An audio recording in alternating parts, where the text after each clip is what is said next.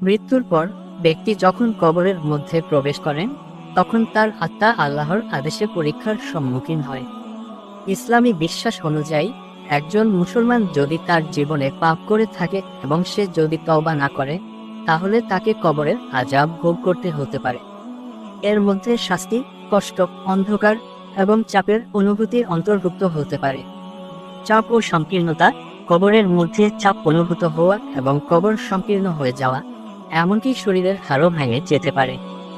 দেখা বা অনুভূতি: কিছু হাদিসে উল্লেখ আছে যে কবরের মধ্যে সেই ব্যক্তির সামনে তার পাপ বা ভালো কাজগুলি প্রদর্শিত হতে পারে। 4 প্রশ্ন: কবরের মুখ। কবরের যে মুনকির, মুনকার এবং নাকির নামের 2 ফেরেশতা এসে মৃত ব্যক্তির বিশ্বাস এবং তার জীবনের কাজকর্ম সম্পর্কে প্রশ্ন করতে পারে। কবরের আযাব থেকে মুক্তি পাওয়ার জন্য একজন মুসলমানের জন্য সবচেয়ে গুরুত্বপূর্ণ বিষয় হল সঠিক বিশ্বাস ও কাজকর্ম করা, বিশেষত তওবা, পাপ থেকে ক্ষমা চাওয়া, নামাজ, ইবাদত এবং দানের সদকা সহ ভালো কাজগুলো কবরের আযাব থেকে মুক্তি দিতে সহায়ক হতে পারে।